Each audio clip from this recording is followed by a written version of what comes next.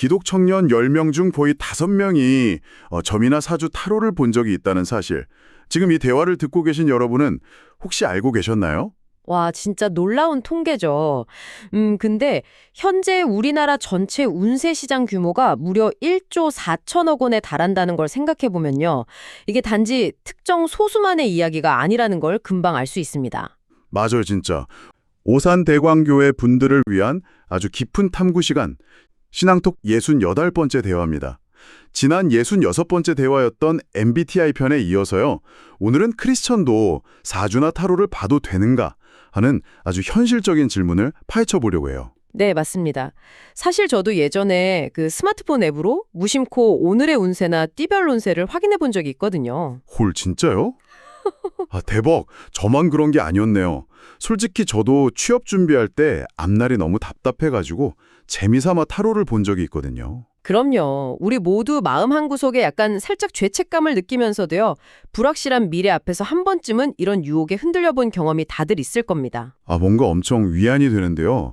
근데 방금 말씀하신 1조 4천억 원이라는 규모를 생각해 보면요. 이제 사주나 타로는 그 어둡고 무서운 점집이 아니라 완전 놀이문화로 자리 잡은 것 같아요. 네, 접근성이 정말 너무 좋아졌죠. 심지어 요즘은 연인들의 필수 데이트 코스에 타로 카페가 포함될 정도니까요. 아, 맞아요. 저도 길 가다 엄청 많이 봤어요. 그쵸. 무속이나 운세가 아주 가볍고 친근한 소비재로 변모한 겁니다. 근데 이런 현상의 기저에는 현재 청년 세대가 겪고 있는 극심한 심리적 불안감이 짙게 깔려 있습니다. 저는 이걸 약간 미래 배달 앱 같다고 생각했어요. 배가 고플 때 스마트폰으로 우리가 음식을 시키잖아요. 네, 그쵸. 아주 익숙한 일상이죠. 띡 배달시키는 거죠. 근데 문제는 그 내 미래를 배달해주는 배달원의 정체나 출처를 전혀 모른다는 데 있는 것 같아요. 와, 아주 흥미로운 비유네요. 미래 배달앱이라는 말이 현상을 아주 정확히 짚어냈습니다. 아, 정말요? 네. 심리학적으로 보면요. 사람들은 극도의 불안 상태에 놓일 때 아주 모호하고 일반적인 설명도 막 자기만을 위한 특별한 이야기처럼 받아들이는 성향이 있습니다. 아, 그 반업 효과 같은 거 말씀하시는 거죠? 맞습니다. 바로 그겁니다.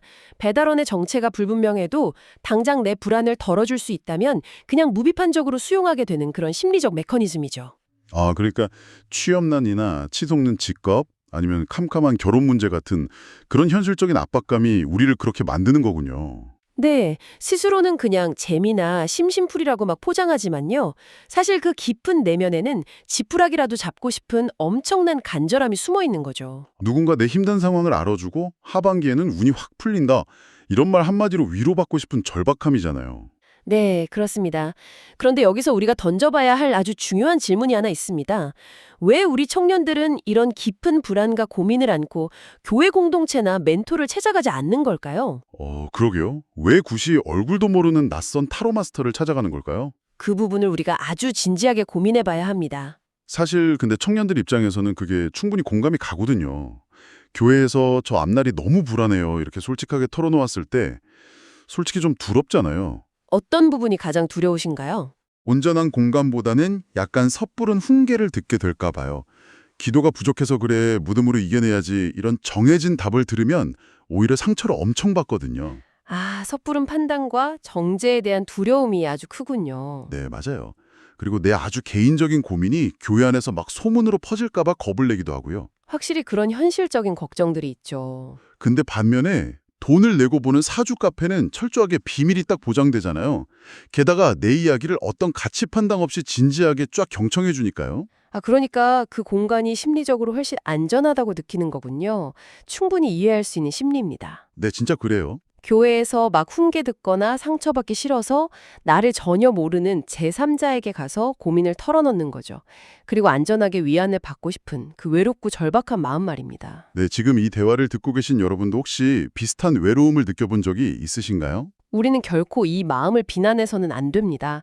그만큼 내 인생을 잘 살아보고 싶어서 아주 치열하게 발버둥치고 있다는 증거니까요. 와, 진짜 완전 공감돼요. 근데 여기서 본질적인 궁금증이 하나 확 생기거든요. 네, 어떤 궁금증이죠? 어차피 MBTI도 나를 알아보는 성격 분석이고요. 사주도 내 기질이나 성향을 알아보는 거잖아요. 근데 MBTI는 유행처럼 다들 편하게 즐기는데 사주는 왜 안 되는 걸까요? 아, 이 지점이 진짜 중요한 핵심입니다. 겉보기엔 두 개가 좀 결이 비슷해 보일 수 있거든요. 네, 둘 다 막 나에 대한 정보를 엄청 제공해 주는 것 같으니까요. 맞아요. 하지만 이 둘 사이에는 주권이라는 아주 치명적이고 결정적인 차이가 존재합니다. 주권이요? 그게 정확히 어떤 의미인가요? MBTI가 나를 비춰보는 거울이라면요. 사주나 타로는 내 미래를 결정짓는 예언의 성격을 띈다는 거죠. 아, 거울과 예언의 차이라 뭔가 느낌이 오는데 조금만 더 구체적으로 설명해 주실 수 있나요? 네. MBTI는 현재 내 기질과 심리적 선호도를 분석하는 설명서에 가깝습니다. 내가 어떤 사람인지 이해하고 관계에서 발생할 수 있는 약점을 파악하도록 돕는 도구죠. 아, 그러니까 그냥 나를 이해하는 참고 자료 같은 거네요? 네, 바로 그겁니다. 반면에 사주나 타로는 태어난 생년월일이나 우연히 뽑은 카드 몇 장이 내 인생의 기륭하복을 이미 딱 정해놨다고 전제합니다. 아, 이미 다 정해져 있다고요? 네.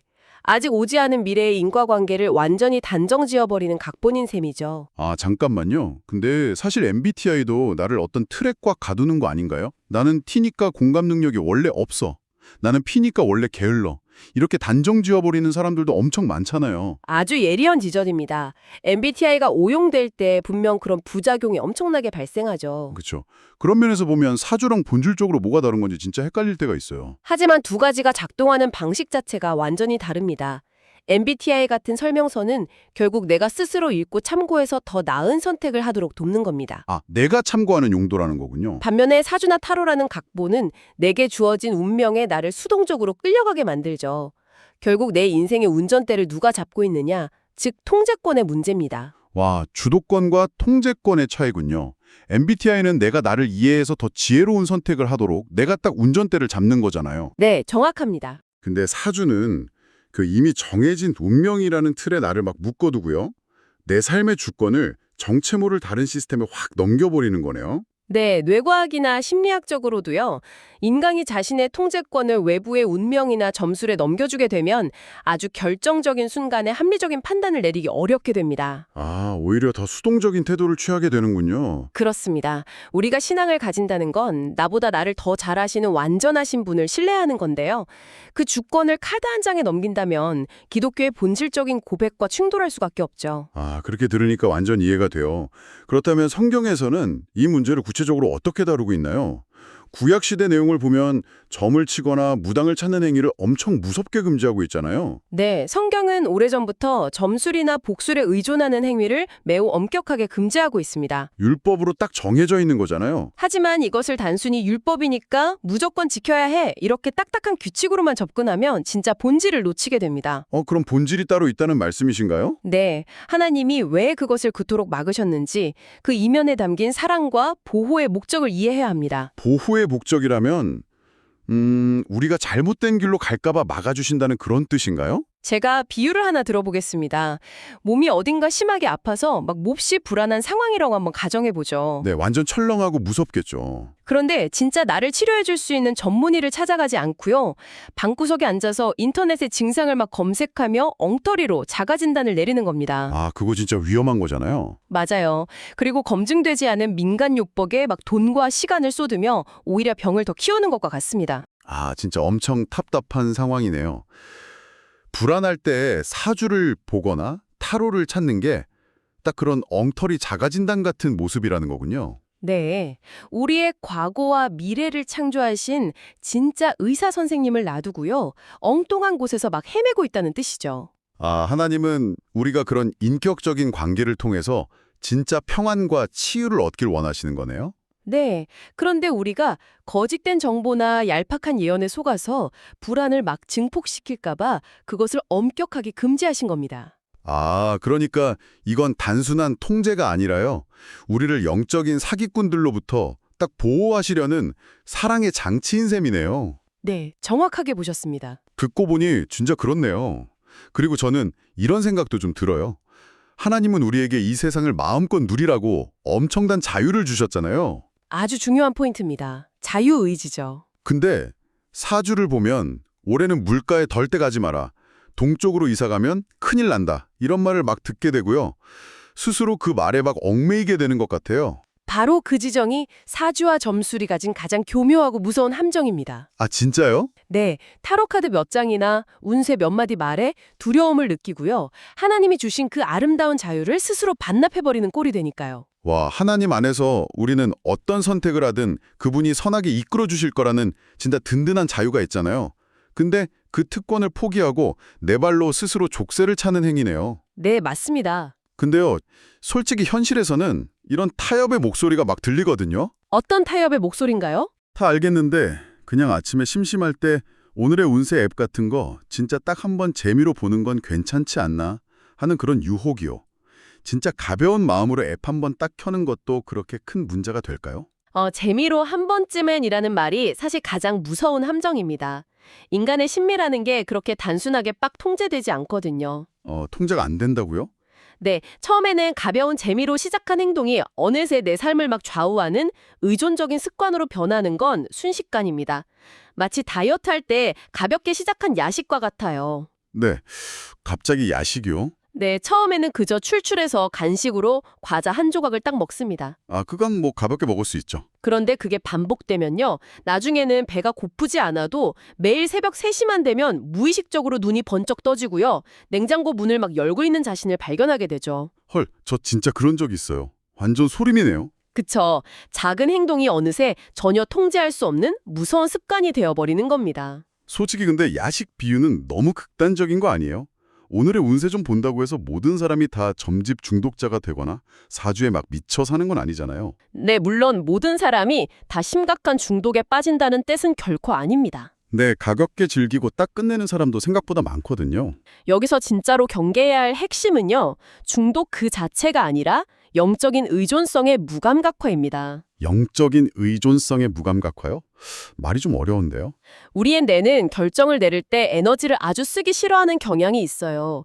심리적으로 막 지쳐 있을 때 자꾸 운세 앱에 기대어서 사소한 결정을 위임하게 되는 거죠. 아, 자꾸 물어보게 되는 거군요. 네, 그렇게 하다 보면 나중에는 스스로 기도하고 고민하며 신앙적인 결단을 내리는 그 근육 자체가 퇴화해 버립니다. 아, 신앙적 결단의 근육이 퇴화한다. 무슨 뜻인지 진짜 정확히 알 것 같아요. 네, 아주 일상적인 영역부터 서서히 잠식당하는 거죠. 큰 결정은 다 하나님께 맡긴다고 말하면서도요. 오늘 당장 누구를 만날지 혹은 어떤 작은 물건을 살지 같은 그런 일상적인 주도권은 은연중에 그냥 운세 앱에 쓱 넘겨버리게 되는 거네요. 네, 정확합니다.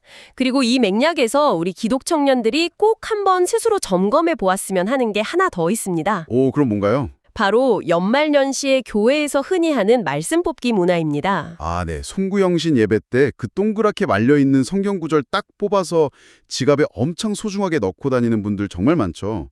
사실 저도 해마다 꼭 챙기거든요. 네, 그 말씀 한 구절을 깊이 묵상하고 한 해의 영적 나침반으로 삼는다면요. 아주 좋은 신앙적 도구가 될 수 있습니다. 네, 저도 딱 그런 마음으로 뽑아요. 하지만 만약 내 이성과 의지는 모두 싹 내려놓고요. 마치 부적처럼 올해 이 말씀대로 내 앞날이 술술 풀릴까 하고 미래를 점치려는 마음으로 접근한다면 어떨까요? 그런 식으로요. 네, 그것은 겉모습만 성경 구절일 뿐 사실상 오늘의 운세를 대하는 주술적인 태도와 본질적으로 전혀 다르지 않습니다. 와, 이거 정말 뜨끔한 분들 엄청 많겠는데요. 말씀 뽑기조차도 내가 어떤 마음가짐으로 딱 접근하느냐에 따라서 기복신앙이나 사주를 보는 태도랑 완전히 똑같아질 수 있다는 거군요. 네, 바로 그렇습니다. 내가 무심코 하던 그런 행동들의 진짜 동기가 무엇이었는지 지금 이 대화를 듣고 계신 여러분도 한 번쯤 조용히 생각해 보시면 좋겠습니다. 형식이 중요한 게 아니라요. 내 마음이 지금 진짜 누구에게 의존하고 있는가가 핵심이니까요. 자, 그럼 이제 정리를 좀 해보겠습니다. 현실은 여전히 막막하고 미래는 캄캄해서 당장 풀안에 미칠 것 같은 우리 청년들은요. 점집이나 타로 앱을 찾는 대신에 진짜로 무엇을 어떻게 해야 할까요? 당장 그 불안증이 뿅 하고 사라지는 건 아니잖아요. 네, 첫 번째로 가장 필요한 것은 내 불안을 정직하게 직면하는 용기입니다. 정직하게 직면하는 용기요? 사주나 타로가 주는 얄팍하고 임시방편적인 위로 뒤에 막 숨지 마십시오. 대신 내가 지금 도대체 무엇 때문에 이렇게 불안한가? 내 두려움의 진짜 뿌리는 무엇인가를 하나님 앞에서 정직하게 꺼내놓아야 합니다. 아, 불안의 진짜 뿌리를 낱낱이 마주할 용기. 정말 꼭 필요한 태도네요. 네, 그리고 자기 자신 앞에서도 그걸 솔직하게 인정해야 하고요. 맞아요. 그리고 저는 개인의 노력도 중요하지만요. 우리가 속한 교회 공동체의 역할이 진짜 훨씬 더 절실하다고 생각해요. 네, 공동체 역할이 사실 핵심적이죠. 청년 여러분, 혹시 사주를 받거나 타로가 궁금해서 막 흔들렸다고 너무 자책하지 마세요. 그건 여러분이 이상해서가 아니라요. 그만큼 내 인생을 진짜 진지하게 대하고 있고 어떻게든 잘 살아보고 싶어서 아주 간절하다는 증거니까요. 전적으로 동의합니다. 그래서 교회가 그저 정답만을 강요하는 곳이 되어서는 절대 안 됩니다. 맞아요. 정답만 들으면 숨 막혀요, 진짜. 우리 청년들이 이런 좀 부끄럽고 흔들리는 고민조차 아무런 정제 없이 아주 편하게 털어놓을 수 있는 그런 안전한 공동체를 만들어야 합니다. 아, 안전 공동체 진짜 너무 절실하죠. 캄캄한 현실 앞에서 막 떨고 있는 청년들의 마음을 먼저 깊이 공감해주고요. 그들의 불안을 묵묵히 들어주는 따뜻한 쉼터가 되어주는 것. 그것이 지금 교회가 해야 할 가장 시급한 역할입니다. 아, 정말 공감합니다. 오늘 저희의 이 깊은 탐구 시간이 지금 듣고 계신 여러분에게 그런 편안하고 따뜻한 쉼터 같은 시간이 되었기를 정말 바랍니다. 네, 저도 진심으로 그렇게 소망합니다. 오늘 정말 깊고 흥미로운 이야기들을 많이 나누었는데요. 제가 오늘 대화의 핵심을 딱 한 줄로 정리해 보겠습니다. 사주와 타로가 궁금한 그 마음은 사실 미래가 너무 불안하고 간절한 마음입니다. 네, 아주 핵심적인 문장이네요. 그 소중한 불안을 정체 모를 다른 곳에 막 헐값으로 맡기지 말고요. 우리의 진짜 미래를 알고 계시는 유일한 분께 온전히 기대어 보면 어떨까요? 아, 본질을 꿰뚫는 아주 명쾌하고 따뜻한 요약입니다. 오늘 이 대화가 불확실한 미래 앞에서 막 서성이는 여러분의 마음속 무거운 짐을 조금이나마 덜어주었기를 진심으로 바랍니다. 오늘 함께 이 깊은 탐구를 해주셔서 정말 감사합니다. 저도 아주 뜻깊은 시간이었습니다. 저희는 다음 주에도 여러분의 삶과 닿아 있는 아주 유익하고 편안한 수다로 다시 찾아오겠습니다. 네, 다음 주에도 아주 편안한 마음으로 이 자리에서 뵙겠습니다. 여러분 모두 평안한 한 주 보내시길 바랍니다. 마지막으로 지금 이 대화를 듣고 계신 여러분에게 작은 질문을 하나 딱 남기며 오늘 시간 닫겠습니다. 여러분은 지금 미래가 캄캄하고 불안할 때 가장 먼저 어디에 혹은 누구에게 여러분의 진짜 마음을 물어보고 계신가요? 안녕히 계세요.